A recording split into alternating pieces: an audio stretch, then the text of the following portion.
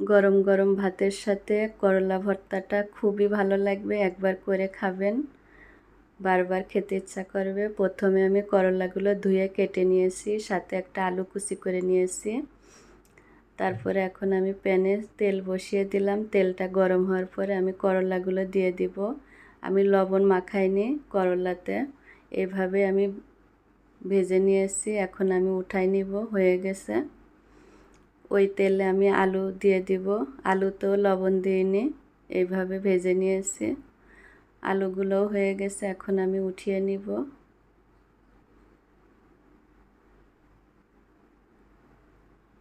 উঠানোর পরে এখন আমি ওই তেলে পেঁয়াজ কুচিগুলো দিয়ে দিব। কিছুক্ষণ নেড়ে চেড়ে এখন আমি পেঁয়াজগুলো উঠিয়ে নিব। ওই তেলে আমি ডিম দিয়ে দিয়েছি। ডিমটা দিলে একটু ভালোই লাগে, তা আমি খুন্তি দিয়ে নাড়তে আমার খেয়াল ছিল না।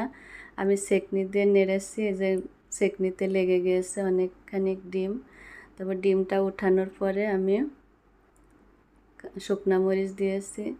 এখন আমি লবণ দিয়ে শুকনা মরিচ, পেঁয়াজ, ধনিয়া পাতা একসাথে মিক্স করে নিব। একটু সরিষার তেল দিব।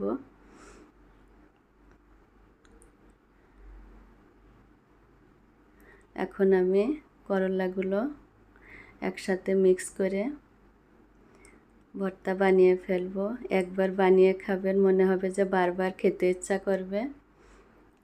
সবাই ভালো থাকবেন, সুস্থ থাকবেন। আল্লাহ হাফেজ।